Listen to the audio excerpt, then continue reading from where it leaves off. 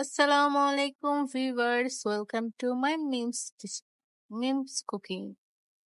এখানে আজকে দেখাবো মুরগির ভুনা বা মুরগির ঝাল ভুনা।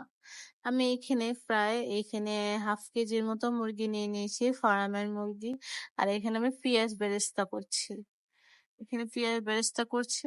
তারপর আরেকটু পেঁয়াজ বেরেস্তা করে উঠিয়ে আমি এখানে অল্প পরিমাণ আবার পেঁয়াজ দিয়েছি। দেওয়ার পরে এখানে আমি গোটা গরম মসলা দিয়েছি, যেমন 2টা এলাচ, দারচিনি এবং লবঙ্গ দিয়ে ভালো মতো নেড়ে চেড়ে নিয়েছি।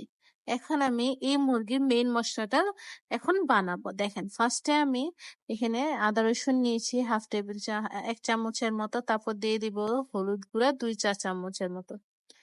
তারপর দিয়ে দিব হলো এই ধনিয়ার গুঁড়া 1 চা চামচের মতো। তারপর দিব হলো সাদা গোলমরিচের গুঁড়ো 1 চা চামচের মতো। তারপরে অল্প একটু পরিমাণ জিরার গুঁড়ো দিব। আর দিয়ে দিব হলো আমি আমার বানিয়ে রাখা গরম মশলা। এই গরম মশলাটা যদি আপনার রেসিপি জানতে চান, আমার ইউটিউব চ্যানেলে দেওয়া আছে, অবশ্যই আপনারা দেখে নেবেন। আমি ডিসক্রিপশন বক্সেও দিয়ে দিব লিঙ্কটা। এখন আমি এখানে দিয়ে দিব হলো টমেটো সস 1 চা চামচের মতো দিয়ে দিব সেই পোস্তের দানা গুঁড়ো। এখানে অল্প একটু পানি দিয়ে আমি ভালো করে ব্যাটারটা গুলিয়ে নিব, যেমন রান্না করার সময় সুন্দর মতো রান্না হয়ে যায়। আমি এখানে দিয়ে দিব অল্প একটু এই মরিচ গুঁড়ো। তারপর আমি আবার একটু পানি দিয়ে ভালো মতো গুলিয়ে নিচ্ছি। এভাবে রান্না করলে মুরগির টেস্টটাই চেঞ্জ হয়ে যায় পুরা টোটালি।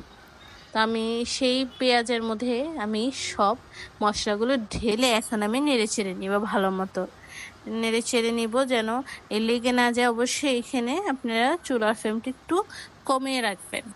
তারপর আমি এখানে মুরগিগুলো দিয়ে দিয়েছি। সেই ক্লিপটা নিতে ভুলে গেছি, তার জন্য আমি আমাকে মাফ করে দিয়েন। তার জন্য আমি পুরাই ভুলে গিয়েছিলাম, আমি কাজে এতই ব্যস্ত ছিলাম আজকে।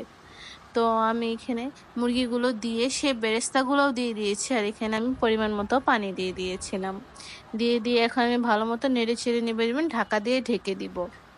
ঢেকে দেওয়ার পর প্রায় আমি এখানে 15 মিনিটের মতো মুরগিটা রান্না করেছি। দেখেন, একবারে ঝোল ঝোল না, একবারে মাখা মাখা টাইপের, এবং টেস্ট অসাধারণ। আপনারা অবশ্যই আমাকে এটা বাসায় ট্রাই করে জানাবেন যে কেমন হয়েছে।